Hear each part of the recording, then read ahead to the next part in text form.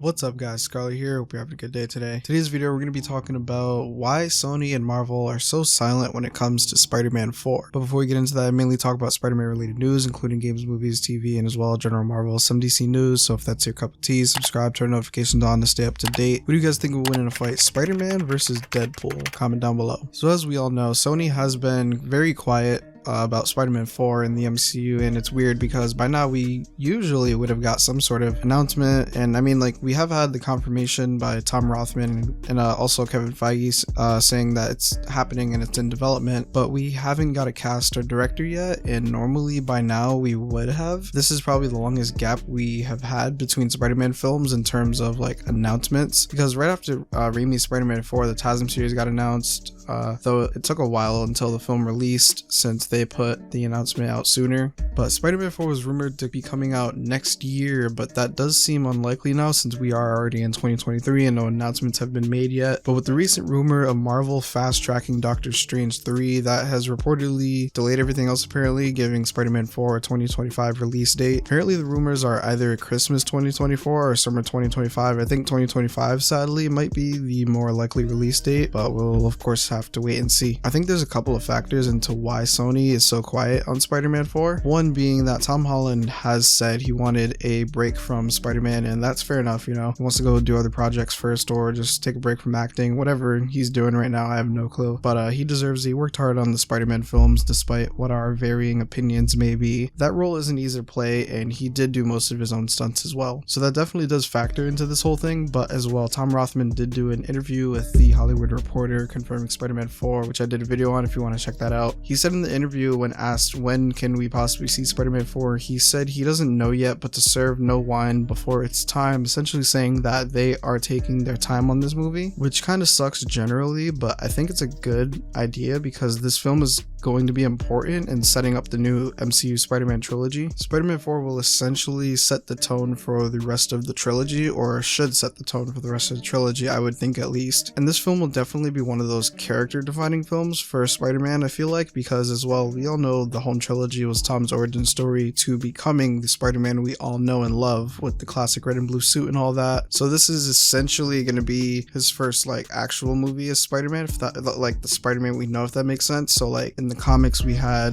Spider-Man's origin story, which was Amazing Fantasy 15, and then his first comic run or comic issue, Fantastic Four showed up, and you know, they had that story. So I think it's going to be like that. I think the home trilogy was Tom's Amazing Fantasy 15, and this next trilogy is going to be like his first 3 comic issues, so to speak. And lastly, like how I said earlier, when Raimi's Spider-Man 4 was canceled and they announced TASM right after, I think they're rushing this because Sony does have a certain amount of time to push out a Spider-Man film, or the rights revert back to Marvel, or well, normally they would, but since Marvel and Sony are playing ball with each other, they're probably extending that period of time or time frame, since Marvel wants to use Spider-Man, but also as well Sony wants a percentage of the box office shares from the Avengers films and etc. So they probably work something out for the meantime, so that even if they don't push out a Spider-Man film within that original time period, they have more time on their hands to make the film and etc. With that being said, that's everything I got for you guys today. Thank you for taking time out of your day to click on this video. If you are new to the channel, enjoy this video, hit the subscribe button. If you already have subscribed, don't forget to hit the bell to turn notifications on, and as well leave your opinion on today's video in the comments below. I always read and respond to comments. Again, who do you guys think will win in a fight, Deadpool versus Spider-Man? I'm not really sure on this one, because I mean, Deadpool has guns and Spider-Man isn't bulletproof, but he has a spider sense, so I mean, I don't know, probably Deadpool, to be honest, in my opinion. Let me know who you think would win in a fight in the comments down below. Leave a like if you enjoyed this video. Lets me know if you guys want more of this type of content. Again, hope you have a good day, hope you enjoyed the video.